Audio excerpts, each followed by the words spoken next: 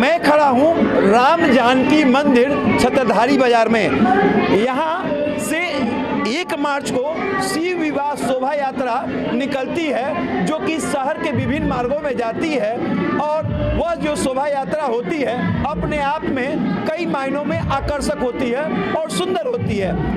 आज मैं आया हूँ चूँकि भोलेनाथ की शादी है 1 मार्च को, आज उनका जो है तिलक समारोह हो रहा है और तिलक समारोह की सबसे बड़ी खास बात है कि जो है लड़की पार्टी से लोग जो है तिलक लेकर जो है दौलतगंज से तिलक लेकर जो है यहाँ पहुँचे हैं और तिलकारू में जो कहा जाता है भोजपुरी में तिलक जो लेकर आए हैं उनमें जदयू नेता संतोष कुमार भी शामिल हैं। मैं उनसे बात करना चाहूँगा। फिलहाल तो ये भोलेनाथ के लिए तिलक लेकर आए हैं, हम उनसे बात करेंगे कि आज आप आए हैं भोलेनाथ की शादी को लेकर उनका तिलक चढ़ाने के लिए, कहाँ से आए हैं और कैसा महसूस हो रहा है?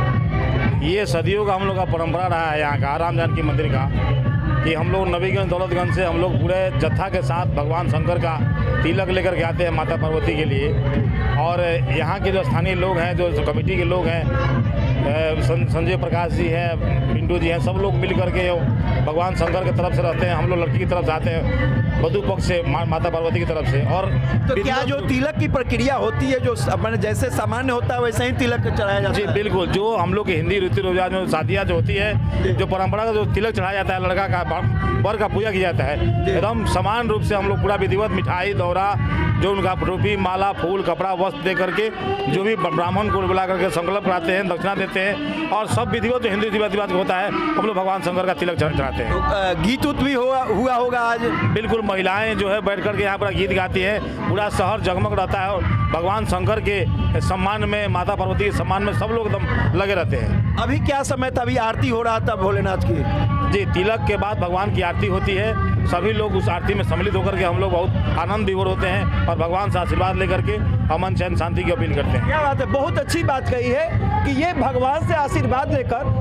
अमन चैन और शांति की कल्पना करते हैं, उनसे मांग करते हैं। हम चाहते हैं कि मंदिर की और इतिहास और यहाँ का जो मनोकामना नाथ मंदिर है कब से यहाँ से जुलूस निकल रहा है उसके बारे में हम जानकारी लेना चाहेंगे। हमारे साथ एक सहयोगी हैं, मैं इस मंदिर के सूरज जी अपना नाम बताए पहले। मेरा नाम सूरज प्रकाश हुआ। सूरज जी, क्या यहाँ कब से आप ये शिव विवाह शोभा यात्रा निकल रही है? 16 वर्षों से निकल रहा था, अभी 17वां वर्ष है और बड़ी धूमधाम से यहाँ पर निकाला जाता है। और यह जो है महाशिवरात्रि के पावन अवसर पर जो है राम जानकी मंदिर के तत्वाधान में शहर को पूरी तरह से सुसज्जित करवाया जाता है और सुसज्जित करवा के पूरे तरह से सजा के और भोलेनाथ को यहाँ से एक इस बार खास क्या है?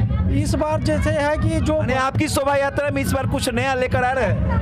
जैसे पूर्व की भांति तो है ही, लेकिन आप जानते हैं कि वैश्विक महामारी की वजह से जो कोरोना का जो है काल रहा है और उससे निपटने में जिस तरह से भारतवासियों ने जो इसमें अपना दिखाया है उसको हम लोग एक झांकी के रूप में दिखाने का हम लोग प्रयास कर रहे हैं। मतलब साफ है कि कोविड-19 को भी महाशिवरात्रि में शामिल किया गया है और प्रयास किया गया है कि एक बेहतर संदेश पूरे देश को दी जाए कि हमारा देश पूरी तरह से एकजुट है और हम कोविड-19 को हराएंगे और हरा रहे हैं। भोलेनाथ, हमारे साथ कुछ और लोग हैं। आप सर कहाँ से हैं? सर मंदिर से हैं, राम जानकी मंदिर के अध्यक्ष हुए।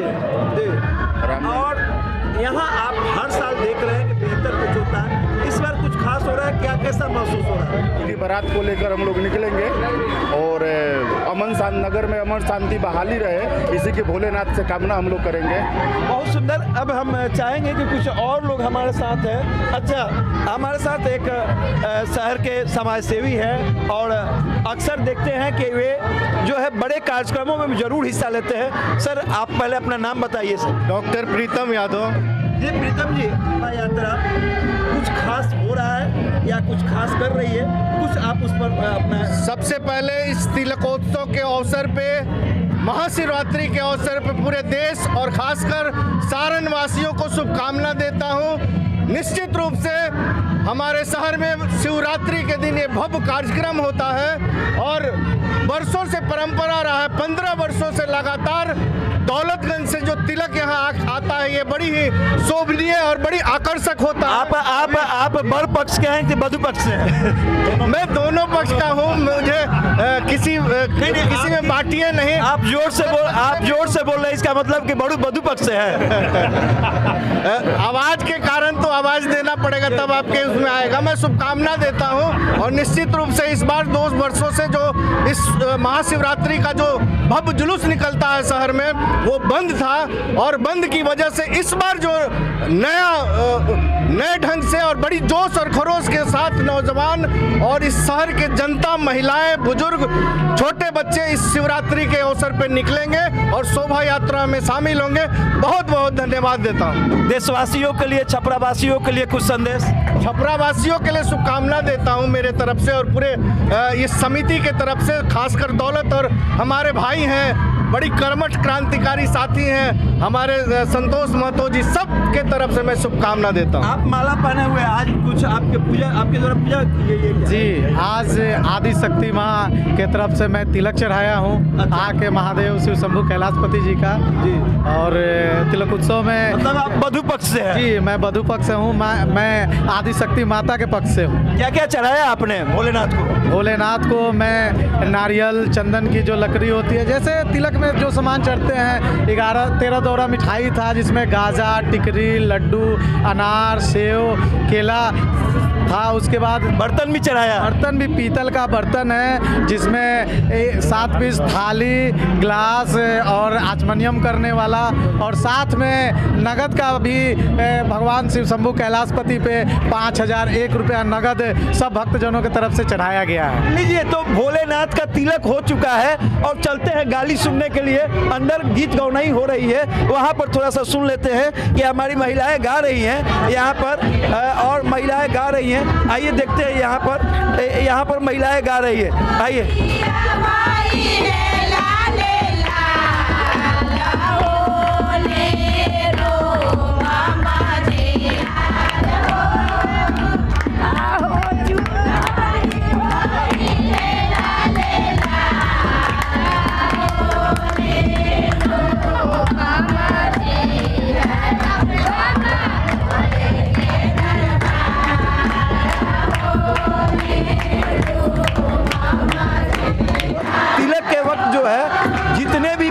गीत होते हैं वो गाए जा रहे हैं। जैसे कि सर हमारे यहाँ परंपरा है कि जब भी तिलक लेके आया जाता है तो हमारी माँ बहन जो गाली या गीत गाती हैं तो उसके लिए वधू पक्ष से शगन दिया जाता है। तो मैं गुड्डू चंद्रवंशी समाज सेवी छपरा नवीगंज से वधू पक्ष से अपनी माता बहन को ये शगन लेके आया हूँ। जो हमसे हो पाया है मैं अपनी माता बहन को ये शगन दे रहा हूँ। वे सहज स्वीकार करें, हमारे इस शगन को सहज स्वीकार करें हमारे माता बहन। ठीक, ये कोशिश की जा रही है कि एक जो परंपरा हमारी बनी हुई है वो बरकरार रहे और इस तरह से शगुन स्वीकार करने के कोशिश की जा रही है। ये आप देख सकते हैं महिलाओं को दी जा रही है।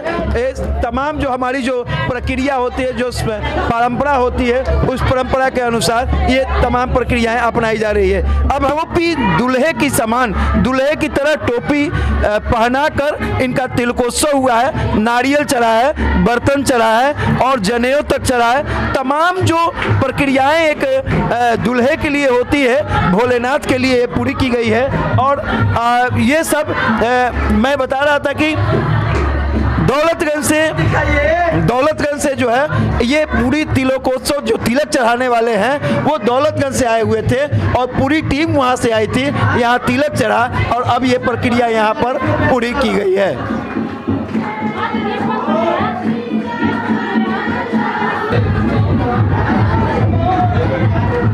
अब मैं आज जो तिलक कराने वाले पुजारी जी हैं मैं उनसे बात करूंगा विद्वत जन से कि आपने जो आज तिलक चढ़ाया किस तरह से तिलक चढ़ाया, पहले क्या प्रक्रिया हुई? ये जो है प्रत्येक वर्ष की भांति जो है ये मनाया गया और जैसे हिंदू रीति रिवाज के तहत जो है कार्यक्रम पूजा का जो होता है तिलकोत्सव का होता है उसी तरह किया गया। जी, तो मतलब तिलक में जो प्रक्रिया होती है तमाम प्रक्रियाएं पूरी की गई। जी, उसमें तमाम प्रक्रियाएं जो है पूरी की गई और उसी के तहत जो है सारा कार्यक्रम हुआ। देखें, हम देख रहे हैं कि भोलेनाथ को टोपी भी पहनाया गया है, जो दूल्हे का जो सेहरा होता है उस तरह का पहनाया गया है। हाँ, तो कारण है कि अब इनका जो तिलक चढ़ा है तो जो दूल्हे का जो सारा सिस्टम है उसके तहत सब किया गया है। थोड़ा